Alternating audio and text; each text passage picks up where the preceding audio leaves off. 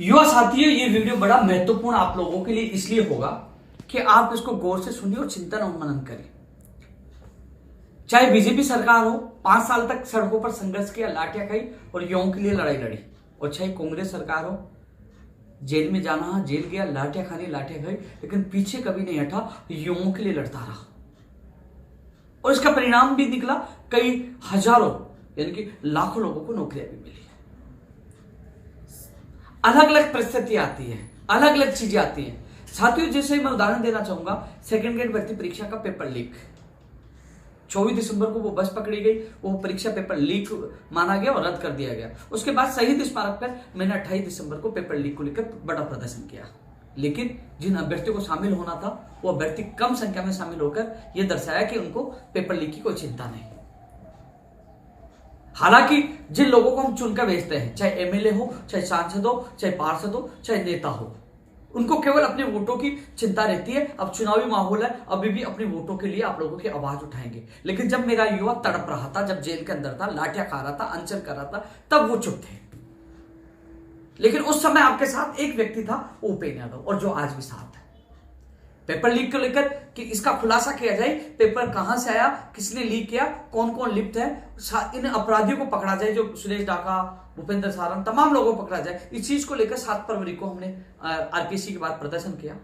बदले में क्या मिला? आप लोगों की आवाज बुलंद करने के चक्कर बदले में हमें लाठियां और मुकदमा मिला। और आज भी मैं आप लोगों की आवाज बुलंद कर रहा हूं। लेकिन जिन लोकतंत्र में हम जिनको वोट देकर चुनकर भेजते हैं, वो चुप रहते हैं, वो आवाज बुलंद नहीं करते हैं। जब मुझे जेल में डाला जाता, एक दो लोगों को छोड़कर, सम्मानीय व्यक्तियों को छोड़कर, ये लोग घर जाकर बैठ जाते हैं, ये आवाज बुलंद नहीं करते कि उपेंद्र यादव को बाहर निकालिए, वो निर्दोष है, युवाओं की आवाज उठा रहा है। या मेरे युवा साथियों पे लाठीचार्ज होता है, उन पर लाठीचार्ज करने वालों पर कार्रवाई की जाए, कोई नहीं बोलता। जहां मेरे युवा बेरोजगारों पर संकट आता, सबसे पहले मैं खड़ा रहता हूं। चाहे संविदा की भर्तियों का विरोध करना हो, चाहे रेगुलर भर्ती निकलवाना हो, चाहे एग्जाम करवाना, चाहे परिणाम निकलवाना, चाहे ज्वाइनिंग हो, जहां भी समस्या आता है, सबसे पहले मैं बेरोजगारों के साथ खड़ा रहता हूं। स्कूल व्याख्याता भर्ती परीक्षा के परिणाम जारी होना शुरू हुए थे, लेकिन अचानक रुक गए। अब आवाज आ रही है कि आवाज उठाओ, इसका परिणाम जारी हो। तो साथियों, मैं कोशिश कर रहा हूं, आज हमारी माननीय मुख्यमंत्री प्रमुख सचिव साहब से मीटिंग प्रस्तावित है, उसमें स्कूल व्याख्याता का परिणाम तत्काल जल्द से जल्द जारी किया जाए सभी विषय का। अध्यापक भर्ती परीक्षा का परिणाम जारी करके और जल्द से जल्द नियुक्ति प्रक्रिया पूरी की जाए, यह बात भी रखी जाएगी। चाहे वो पीटीआई भर्ती के फाइनल परिणाम का इंतजार कर रहे हैं, वो फाइनल परिणाम निकालकर उनको ज्वाइनिंग दी जाए, ये बात भी मैं मजबूती से रखूंगा। साथ में 1 लाख प्रक्रियाधीन भर्तियों का जो विभाग वाइज वर्गीकरण होकर और उनका कैलेंडर जारी किया जाए, ये मांग भी मैं आपकी मजबूती से उठाऊंगा। साथ ही वो दिन मुझे आज भी याद है कि 10 फरवरी को जब बजट आया था, एक भी भर्ती की घोषणा नहीं हुई थी। एक भी नेता ने ये नहीं कहा कि युवाओं के साथ धोखा हुआ, युवाओं के नाम पे जो बजट आने वाला था, युवाओं के लिए नौकरी नहीं है। मैं पहला व्यक्ति था जिसने अन्न त्याग कर दिया था और कहा था कि जब तक मुख्यमंत्री घोषणा नहीं करेंगे तब तक मैं अन्न ग्रहण नहीं करूंगा। और 15 फरवरी को शहीद स्मारक पर हमने मोर्चा खोला, और 16 फरवरी को सरकार ने, माननीय मुख्यमंत्री जी ने 1 लाख भर्तियों की घोषणा की, और उन्हें 1 लाख भर्तियों को वर्गीकरण के लिए अभी भी हमारा संघर्ष जारी है। और जो प्रक्रियाधीन भर्ती है, उनके लिए भी हमारा संघर्ष जारी है। यानी कि जिन लोगों को आप जिताकर भेजते हो, जो लोकतंत्र में जो अपने आप को बड़ा नेता कहते हैं, वो आपकी जब मांग आती है, जब पेपर लीक होता है, युवाओं के सपनों को बेचा जाता है, युवा सड़क पे होते हैं, अनशन करते हैं, लाठियां खाते हैं, वो चुप हो जाते हैं, कोई नहीं बोलता। लेकिन अब मैं आपको कह दूं, अब चुनाव आगे, हर कोई युवाओं को आवाज उठाएगा, युवा हितैषी बनने की कोशिश करेगा।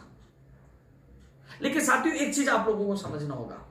मैं देख रहा हूं कई लोग कह रहे हैं सेकंड ग्रेड भर्ती परीक्षा पेपर लीक, कई कह रहे हैं सीएचओ भर्ती परीक्षा पेपर लीक। साथियों, सेकंड ग्रेड भर्ती परीक्षा के लिए पेपर लीक को लेकर 28 दिसंबर को सबसे पहले आवाज उपेंद्र यादव ने उठाई, और सही आरपीएससी के सामने जाकर लाठियां खाई, और सबसे पहले आपकी आवाज बुलंद करने की कोशिश मैंने की। और वही सीएचओ भर्ती परीक्षा पेपर लीक को लेकर सारे सबूत सौंपे और आवाज मैंने उठाई। यानी कि हमेशा मैं आपके साथ खड़ा रहता हूं। लेकिन कई परिस्थितियां होती है कि पेपर लीक का मामला अलग है, लेकिन जो लोग इंतजार कर रहे हैं भर्तियों का, जिसमें कुर्सी पे बैठा हूं, जिस संगठन का अध्यक्ष हूं, मेरी जिम्मेदारी है कि एक काम अटक गया तो कम से कम अन्य काम तो कराऊं। जो लाखों बेरोजगार इंतजार कर रहे हैं अन्य भर्तियों का, 1 लाख भर्तियों का जो इंतजार कर रहे हैं, उस इंतजार को पूरा खत्म करवाने के लिए मैं प्रयास करूं। ऐसा नहीं मैं सेकंड ग्रेड भर्ती परीक्षा में, चलो ठीक है, लोग नहीं आ रहे तो मैं उसके पीछे पड़ा रहा हूं और को भूल जाऊं। मेरी जिम्मेदारी बनती है हर युवा की आवाज उठाना। जिस कुर्सी पे बैठा हूं, मजबूरियां भी होती है। लोगों, जो युवाओं की जो उम्मीदें हैं, उनकी उम्मीदों के लिए खरा उतरने के लिए प्रयास करना पड़ता है। कंप्यूटर अनुदेशक भर्ती, बेसिक कंप्यूटर अनुदेशक भर्ती की चयनित अभ्यर्थियों की ज्वाइनिंग होगी। 1300 प्लस ओनली काउंसलिंग वाले बच्चे, उनके भी आदेश इस महीने में जल्द कराने के लिए मैं प्रयास करता हूँ। लाइब्रेरी और प्रयोगशाला सहायक भी जल्द हो जाएगी। हर भर्ती को प्राथमिकता के तौर पर धीरे धीरे मैं पूरी करवा रहा हूँ। हर युवक के सपनों को पूरा करने की कोशिश कर रहा हूँ, लेकिन साथ में वो संस्कृत शिक्षा विभाग हो, चाहे सामान्य विभाग हो, चाहे पंचायत राज विभाग हो, अलग अलग विभागों में 1 लाख भर्तियों पर भर्तियां निकलवाने के लिए मैं प्रयास कर रहा हूँ। और वो जो पहले बजट की घोषणाएं हैं, चाहे पंचायत राज जैन हो, चाहे कनिष्ठ अनुदेशक हो, चाहे बिजली विभाग की भर्तियां हो, तमाम विभागों में भर्तियां निकलवाने के लिए मैं प्रयास करता हूँ।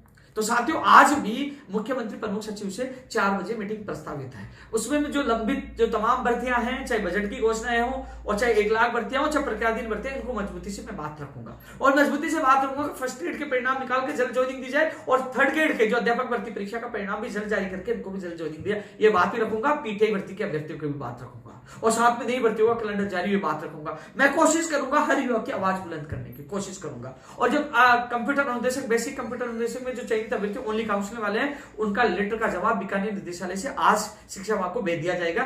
निदेशक महोदय जी से मेरी संबंध में बात हुई है, तो जल्द आपके आदेश जारी करवाने के लिए मैं प्रयास करता हूँ कि एफिडेविट लेकर आपके ज्वाइनिंग का आदेश हो जाए। तो आप चिंता न करिए, आप लोगों के लिए कितनी भाग दौड़ की आपको सबको पता है। तो साथियों, चाहे चिकित्सा विभाग हो, कोई सा विभाग हो, तमाम विभागों में 1 लाख भर्तियों की घोषणा की थी। उनका वर्गीकरण हो, उनका कैलेंडर जारी, उसके लिए प्रयास करता हूँ। तमाम युवाओं के लिए लगातार संघर्ष किया, लेकिन कई लोग फर्स्ट ग्रेड अलग अलग भर्तियों का नाम लेते, लेकिन सोचिए एक व्यक्ति हूं और हजारों युवाओं की समस्या, लाखों युवाओं की बातें सुनता हूं।